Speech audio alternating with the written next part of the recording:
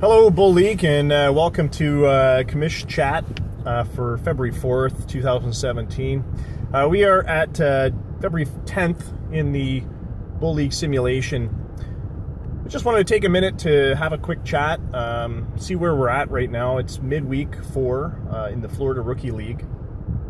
A lot of the teams are doing great. It's great to see some talent bubbling up.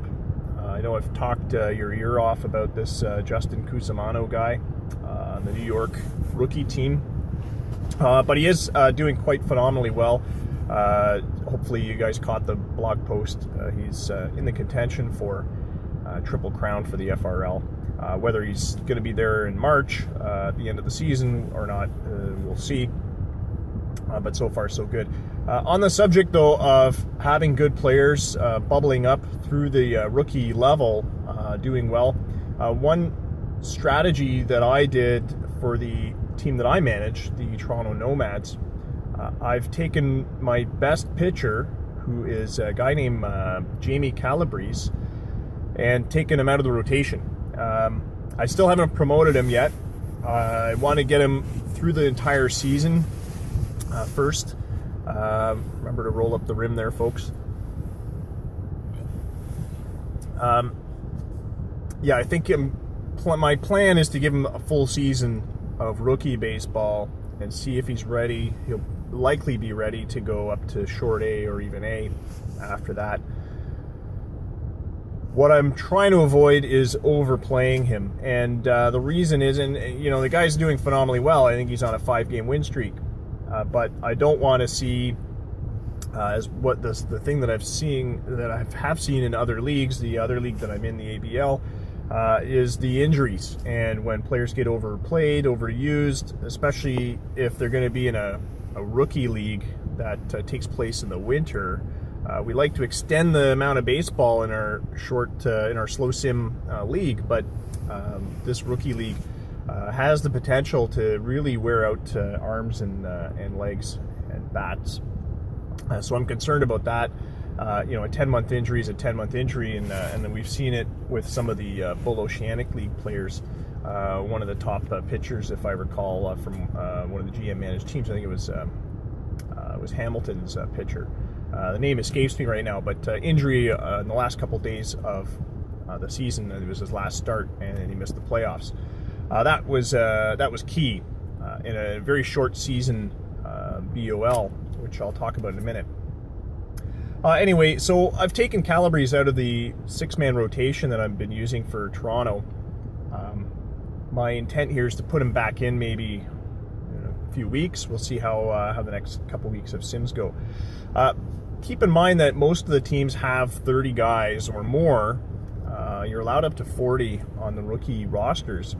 So you really should have a multitude of relievers and starters. And don't forget, you can switch some of the relievers to starters. Have a look at their ratings, their stamina ratings.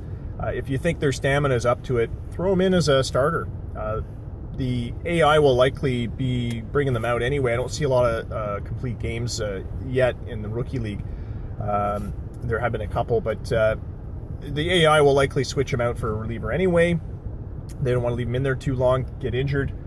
Keep in mind, though, that you may not get to everybody, and only so many of those pitchers will actually get a chance to throw. So, but what you want to do is manually maybe rotate them around through the rotation. Try switching the roles in the bullpen to see who's who in the zoo and who does well at what. So with Calabrese, we've taken him out of the rotation. I think I've switched him to a reliever, and I've put his role as a long relief. So I don't really want him starting too many more games. He's on a 4 or 5 game win streak, which is great for his personal stats. Am I concerned if my team wins? Not so much. It's great that Toronto is in 3rd or 4th right now. However, I prefer to see my team players develop on the team. The win-loss record doesn't matter as much. We've already seen a couple of season-ending injuries. Norfolk just lost a guy, Amico, I think his name was. Now Norfolk's an AI-managed team. But you get the idea. You don't want to overplay guys. and watch them hit the DL, not to come back at all.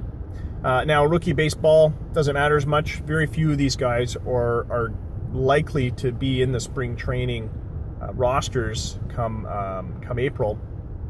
And even fewer are going to make it to the bull level, the major level this season. In fact, I'd be surprised if any of them made it to the top level this season. This rookie league experiment was really to extend our baseball play and also give players a bit more of a chance to develop. But I don't seriously think that anyone's going to be loading their top level roster with players from this level. However, you never know. GMs are human GMs anyway. They can do what they want. Anyway, one thing I did notice though were a few gym unknowns. And I'll talk to you briefly about gym unknowns. If you've played OOTP for a while, if you've noticed you've got a short roster, what'll happen is the game will substitute one of your substitutions will be a gym unknown. If you've only got one or two players on your team, on your roster, then most of your players will be gym unknowns. Gym unknown is sort of OOTP's way of saying, hey, you there in the stands, we need you to throw a baseball around for a little bit. Here, suit up. So it's basically the game pulling someone out of the stands to fill in, which you just don't see in baseball at all. But anyway, it's the problem with gym unknowns is those stats don't get captured and attached to a particular player because it's just for that game only. I think one of the recent sims had a gym unknown get a win for the pitching staff for a team. I can't remember which team it was. So keep an eye out on those box scores. Have a look either in game or using Stats Lab. Have a look and see who's getting the wins and decisions, who's in your lineup. If you're noticing a few gym unknowns, maybe take a look at moving some more players onto your rookie roster. If you're having trouble because of the rookie roster rules, again, we're not trying to fill our teams with magical top-level pros that can win games. It's not about winning games at this level. We don't want to see any shills thrown onto the rosters. If you're having trouble filling your rosters with enough players because too many of them have too much experience, don't forget to look at your international rosters, those guys that haven't been signed yet and placed on a team. And shoot me a message on Slack or on through email or something, and I can hit the magic button that fills your roster with some more AI generated players. That will eliminate your gym unknown problem.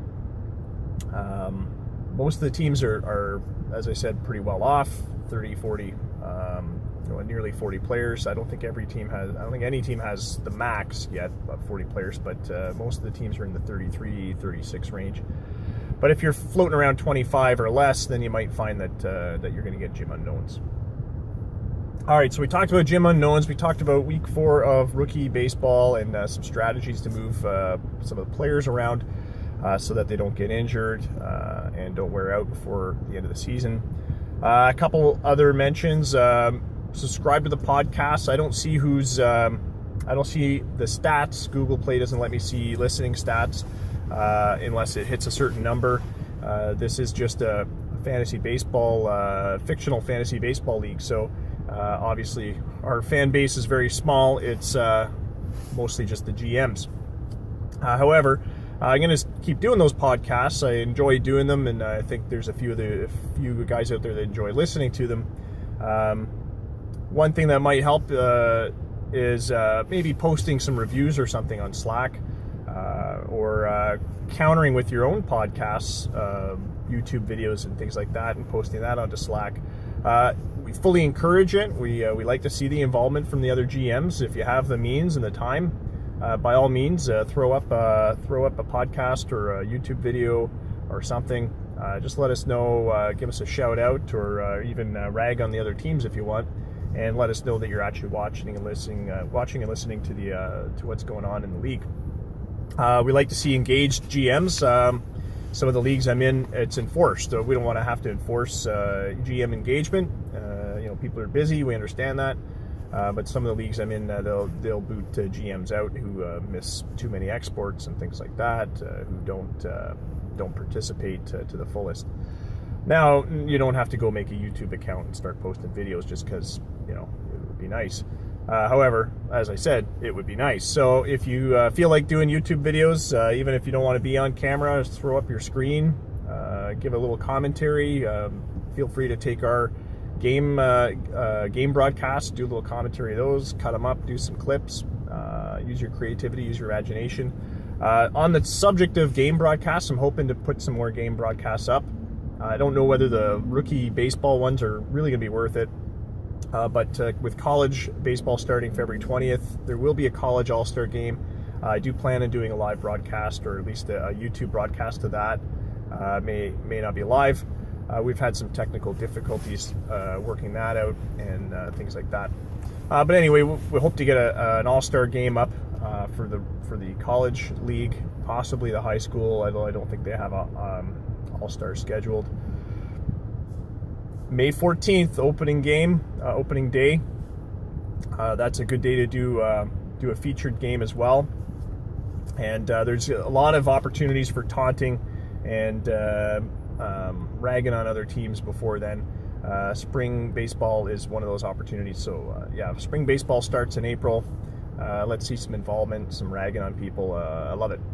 Love the enthusiasm from the GMs. Anyway, that's all we have time for this video.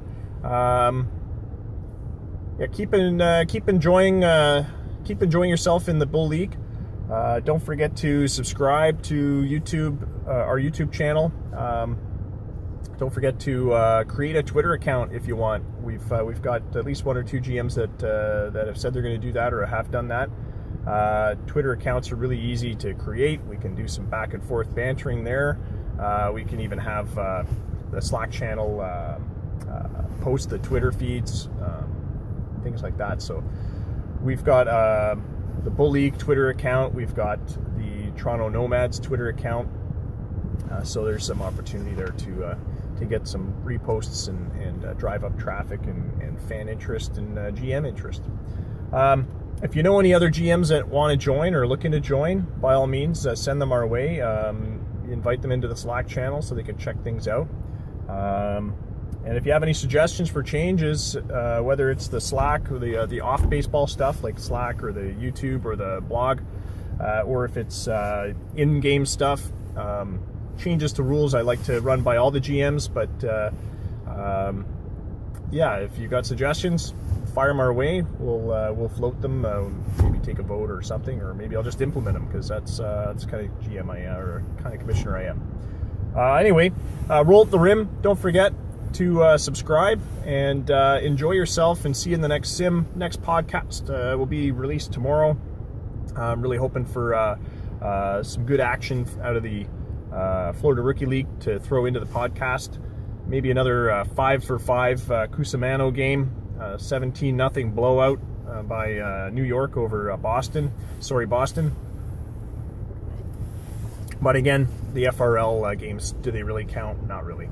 All right, take care. And for now, that's it for Bull Baseball. Take care.